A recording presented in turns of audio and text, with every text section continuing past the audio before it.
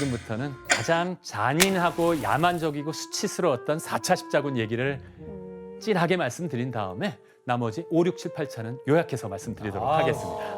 좋습니다. 이렇게 반가워하실 수가 있나? 네, 너무 즐거워하시는데요. 그래서 1202년도에 십자군은 또다시 예루살렘을 되찾기로 시작했습니다. 더 잔인할 수가 있나? 제4차 십자군 전쟁을 시작한 건 바로 이 인물, 교황 인노첸시오 3세였습니다. 인노첸시오 3세는 전쟁 시기였기 때문에 1198년에 30대의 나이에 교황으로 선출되었습니다. 진짜 젊으시다. 교수님, 이 새로운 교황은 왜 또 십자군 전쟁을 일으키려고 하는 거예요? 이 젊은 교황에게는 한 가지 원대한 계획이 있었거든요. 어떤 건지 교황 인노첸시오 3세가 비잔티움 제국의 황제에게 보낸 편지를 규현 씨가 읽어주실래요? 우주의 창조주로서 신은 하늘에 두 개의 큰 빛을 만들어 놓았습니다. 이것은 곧 교황권과 왕권입니다. 달이 태양으로부터 빛을 받는 것처럼 왕은 교황의 권위에서 그 위엄을 얻습니다. 인노첸시오가 뭐라고 무슨 말을 했는지 혹시 이해하시겠어요? 내가 뭐 너에게 빛을 비춰주지 않으면 넌 아무것도 아니다 뭐 이런 거죠. 네, 맞습니다. 황제는 교황보다 아래에 있다고 서열 정리를 확실히 해버린 겁니다.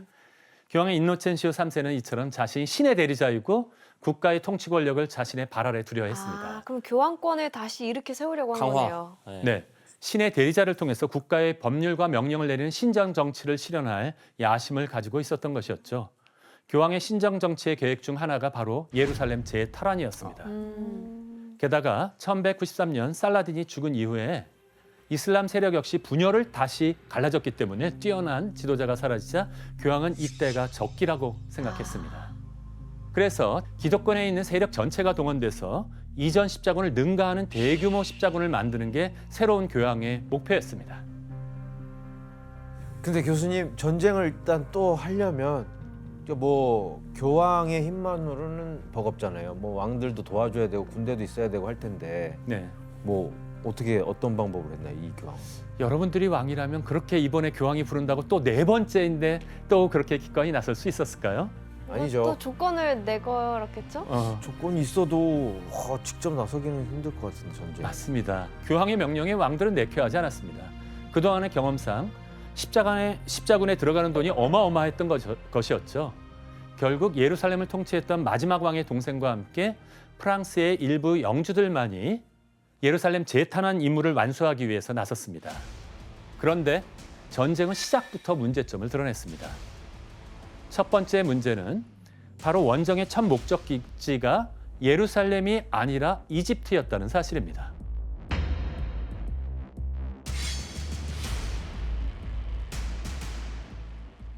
뜬금없이 이집트요? 진짜. 지금 십자군의 목적이 우리 예루살렘 되찾는 건데 이집트는 왜 가는 거예요? 왜 이런 계획을 세웠는지 지도를 보면서 한번 설명해 볼까요? 약탈하러 가는 것 같은데. 네, 이집트는 여기 있고 예루살렘은 이곳에 있는데 당시 이집트에 있었던 세력들이 이슬람 세력에서 그 사이에 가장 강력한 세력으로 떠올랐기 때문에 먼저 이집트의 이슬람 군대를 무찔러 내야 한다라고 생각했던 것이었죠. 예루살렘으로 가는 좋은 길목이 될 거라는 거네요. 네, 그랬었고 이곳을 점령하게 된다면 전리품을 챙길 것이라는 기대감을 가지고 있었죠. 또 자기들 이득 챙기려고. 네. 그런데 이 계획은 처음부터 난관에 부딪혔습니다. 그렇죠? 길이 애매해. 길이 애매하죠. 어디로 온다면 백길, 훨씬 더 백길. 빨리 도달할 수 있을까요? 백길. 배로 오면 굉장히 빠른데 당시에 프랑스는 그렇게 많은 배를 가지고 있지 못했습니다. 이동시킬 만한 배가 없었기 때문에 십자군들은 누구에게 도움을 청해야 했을까요? 해군력이 아주 강한 베네치아? 이탈리아. 이탈리아? 바로 여러분들이 예상하신 것과 같은 베네치아였던 것입니다.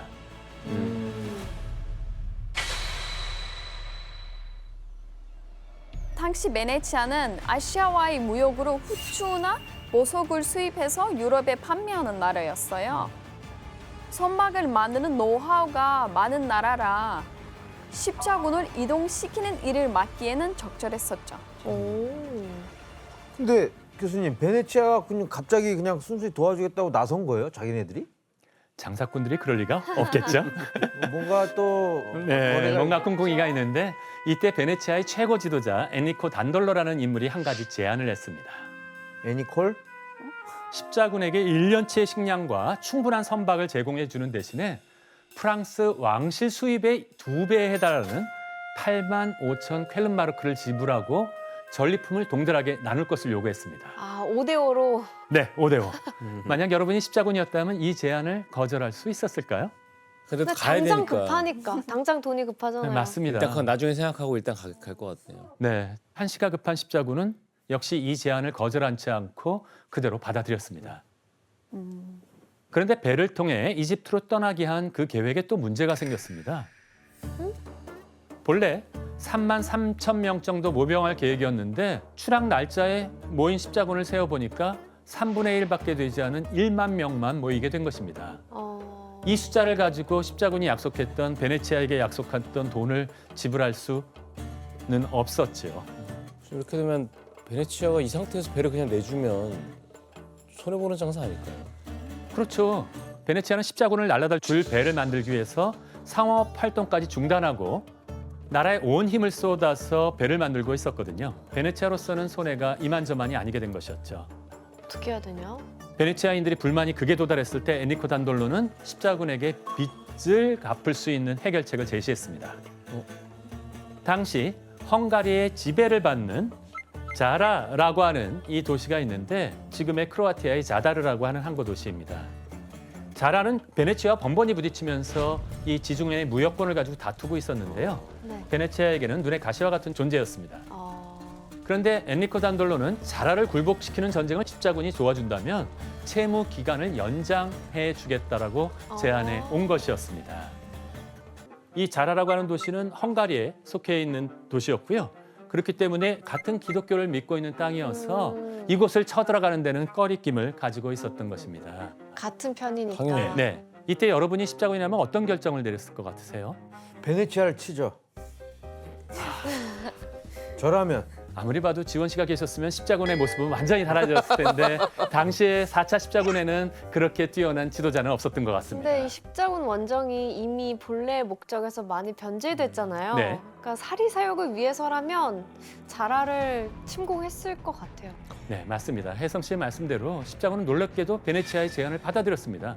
빚을 갚지 않으면 십자군은 이집트는커녕 바다에 한 발짝도 내디지 못한 상황 통해서 되돌아가야 될 텐데 전쟁에 나갈 배는 없지, 배를 타려면 빚은 갚아야지, 병사들은 불만을 가지고 있지, 결국 기독교 국가를 침공할 수밖에 없게 된 것이었습니다.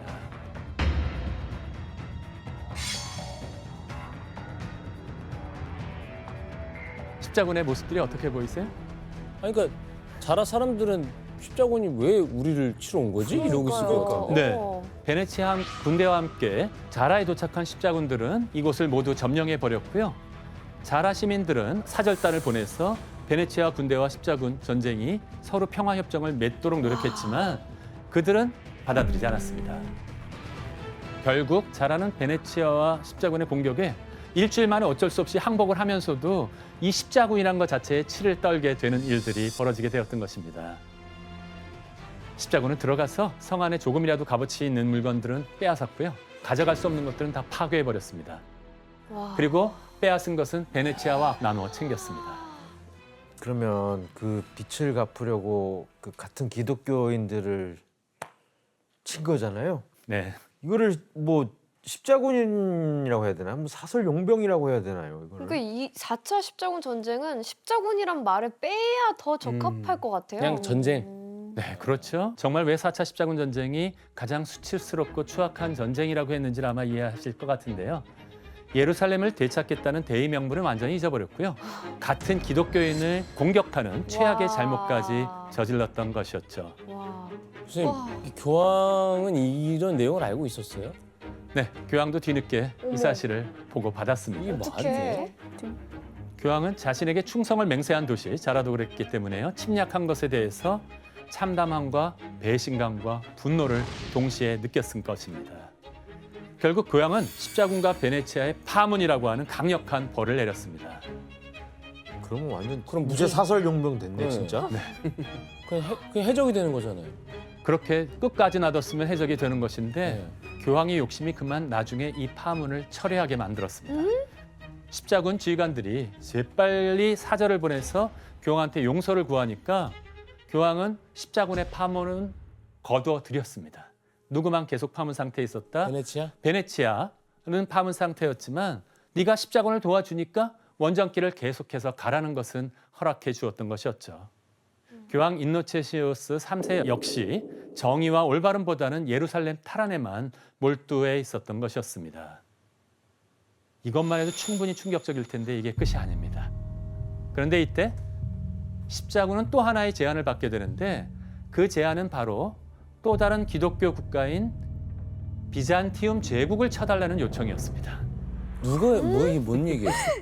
뭐야 이거 기독교인과 기독교인의 점점 상상 이상의 일이 전쟁이에요? 벌어지고 있죠. 이 제안을 한 인물은 바로 비잔티움 제국에서 도망친 전 황태자 알렉시우스 4세 앙겔로스라는 인물이었습니다. 알렉시우스? 저분은 왜 저런 제안을 한 거예요? 왜 십자군한테? 이게 사실은 이제 알렉시우스 4세, 제 그림에서 보이는 4세의 아버지가 이제 왕이었죠. 비잔틴의 황제였는데 쿠데타를 맡게 돼요. 큰아버지한테. 그 왕의 자리를 이제 빼앗기게 되는데 그러다 보니까 조카가 이제 알렉시우스 4세가 되겠죠. 그 4세를 추방해 버립니다. 감옥에 가둬버려요. 근데 이 저 알렉시우스 4세가 우여곡절 끝에 그 감옥을 빠져나옵니다. 빠져나와서 비잔틴 제국 콘스탄티노플을 다시 되찾아야 되는 상황에 처한 거죠. 네, 그래가지고 도움을 요청하고 십자군은 그것을 또 받아들이게 십자. 십자군 이집트 안 갑니까? 네. 와. 교수님 그러면 정확히 어떤 제안을 했길래 십자군이 이걸 받아들인 거예요? 네, 알렉시우스 4세는 비잔티움 제국의 콘스탄티노플을 십자군이 공격해서 자신의 황위를 되찾아준다면 그 대가로 군대를 내주고 십자군 전쟁에 참여하겠다고 했습니다. 게다가 성지의 비잔티움 제국의 기사를 상주시키고 십자군에게 은화 20만 마르크를 지불해 주겠다고 했죠. 결정적으로 동서로 분열된 동방교회의 대표 주자인 콘스탄티노플 교회를 서방교회의 수장인 교황에게 복종시키겠다라고까지 약속을 했던 것입니다. 그러면은 좋아할 수 있겠다 교황이. 물론 반대 세력의 이탈도 있었어요. 이것은 도대체 안 되겠다, 양심상. 하지만 다수의 십자군은 이 제안을 받아들였습니다. 처음 십자군 전쟁을 시작하게 된 계기였던 비잔티움 제국을 이번에는 십자군이 역으로 치기로 한 것입니다. 와 이슬람 교도들도 되게 웃겼겠다 이 상황이.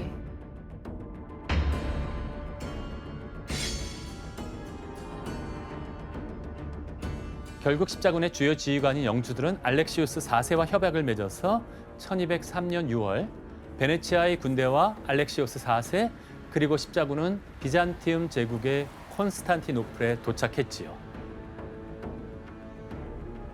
견고한 성벽에 둘러싸인 콘스탄티노플이었지만 베네치아의 배들은 위해가 높았기 때문에 그곳에다가 탑을 쌓아놓고 돌덩이, 불 이런 모든 것들을 퍼붓게 되자 전쟁은 점점 십자군에게 유리해져 갔습니다.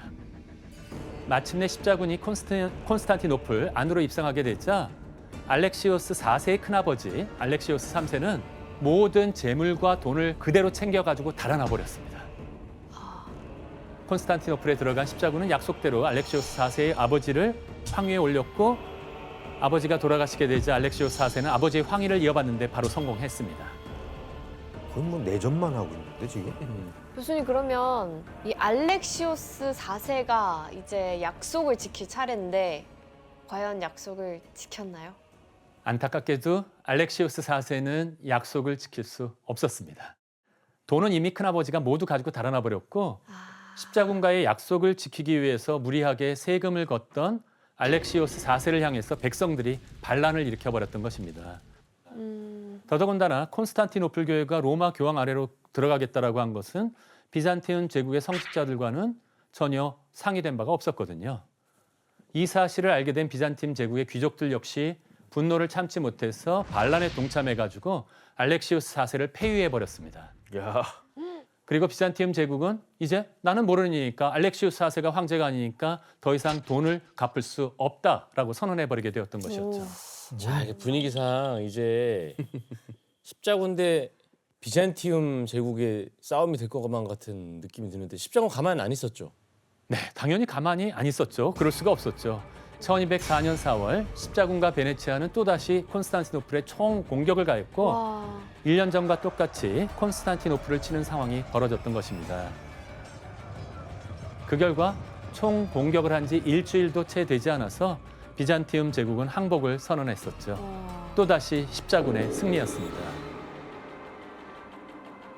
이거 진짜 십자군이란 단어를 빼야 될 것 같아요. 정말 4차에서는 빼야 될 것 네. 같아요. 그리고 이때 십자군의 타락은 여기서 끝이 아니었습니다. 그림으로 한번 보도록 할까요? 들어가서 학살하는 거 뭘까요? 아니야? 학살, 약탈? 네. 이게 무서운. 말을 타고 기세등등하게 십자군의 모습이 나타나고 있는데요. 그 밑에 목숨을 구걸하는 것처럼 무릎 꿇은 노인과 한 여성의 모습이 보이시죠? 아, 그리고 오른쪽을 보면 한 여성이 옷이 다 찢어진 채 아주 고통스러운 모습이 보이고 있습니다. 어. 당시 기록에 따르면 거리 위의 말발굽이 모두 피로 젖을 정도로 십자군은 잔인한 학살을 계속했고요. 게다가 매춘부를 불러다가 에? 최고 성직자의 자리에 앉게 한 다음에 노래와 춤을 추게 하면서 성전을 모독하는 일까지 벌이고 말았습니다.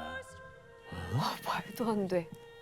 아니 신부님 이게 콘스탄티노플에서 십자군 한 일이 이뿐만이 또 아니라면서요? 더 있어요? 네, 십자군들이 그 콘스탄티노플에 들어가서 거기 있는 귀족들을 좀 내쫓아야 됐던 것이 있어요. 그리고 그들이 가지고 있었던 어떤 좋은 것들, 전리품들을 가져오는데 그래서 그때 뺏었던 유물들 중에서 되게 유명한 유물들이 아직까지 베네치아에 남아 있긴 하는데요. 그 중에 또 유명한 것이 이제 성 마르코 성당에 있는 4마리의 청동상 그것이 있고 그 다음에 또 제단 장식인 팔라도르 속에 있는 금판과 에메랄드 이 모든 것들을 그때 가져왔다고 합니다. 와. 십자군이기 전에 그들도 신도 중에 한 사람들 아니에요? 그러니까 근데 어떻게 저게 가능하지? 저게 다 약탈물이었구나. 십자군의 네. 약탈물. 주님 근데 이제 교황도 뭐 경고도 하고 했지만 또 이 소식을 들었겠죠. 네, 이제는 못 들어주는 척하는 거 아니에요? 야 이제 못 모르는 들어주겠다 야. 교황 역시 한 번은 십자군을 봐줬지만 두 번을 봐줄 수는 없었습니다. 십자군의 소식을 들은 교황은 자신의 명령대로 이집트로 가지 않고 콘스탄티노플을 짓밟은 십자군을 향해 저주를 퍼부었습니다. 그대들이 마음을 둔 것은 하늘의 재물이 아니라 땅의 재물이었다. 온 세상이 보는 앞에서 그대들은 방탕과 간음과 매춘의 스스로를 버렸다. 그대들은 유부녀와 과부, 심지어 신에게 헌신하는 여성들과 처녀들까지도 범했다. 이는 악마의 행각으로 그대들이 점령한 세계 전체가 그대들을 저주한다 해도 그리 놀랄 일이 아니다. 네, 십자군 전쟁은 교황마저도 손쓸 수 없을 정도로 망가진 본질을 잊은 전쟁으로 전락해 버리고 말았죠. 그럼 그들을 이제 뭐 어디로 뭐 방향성을 지시해주는 교황도 손을 놔버렸으면 이들의 목적지인 예루살렘은 뭐 가긴 가는 거예요? 가지도 않았습니다. 그러니까 안 교황 가지. 인네치엔시우스 3세는 십자군이 적어도 이런 죄를 지었다라고 해도 아마도 예루살렘을 향해서 그곳을 다시 점령했다면 또 봐줬을지도 모르는 일이지만 이미 제어불능 상태가 돼버린 십자군은 말도 듣지 않았습니다. 대신에 십자군은 콘스탄티노플 주변에다가 라틴 제국이라는 자신의 나라를 세우고 나서 약탈을 계속해 갔던 것입니다. 제정신이 아닌데. 그냥 도적인데? 그 결과 서방 교회에 대한 동방 교회의 불신이 어떻게 되었을까요? 너무 커져갔고 그렇죠. 동서 교회의 분열은 더 이상 화합할 수 없을 만큼 거리가 멀어져 버리고 말게 되었던 것이었죠. 이렇게 같은 진영인 기독교인들만 공격했던 제4차 십자군 전쟁은 엉망진창에다 처참했던 전쟁을 끝내게 되었던 것이었습니다. 진짜 이게 엉망진창이 맞는 것 같은데 네. 그 십자가에 도움을 줬던 베네치아는 어떻게 됐나요? 네. 베네치아는 십자군과 함께 비잔티움 제국을 점령한 다음에 제국의 8분의 3에 해당되는 방대한 영토를 획득했습니다. 그리고 이 영토를 기반으로 해서 그때부터 베네치아는 지중해의 해상 강국으로 떠올랐습니다. 교황의 의도와는 달리 제4차 십자군 전쟁의 최우승자는 십자군도 기독교 세력의 확장도 아닌 누구만이었다? 베네치아만이 그렇게 되었던 것이었죠.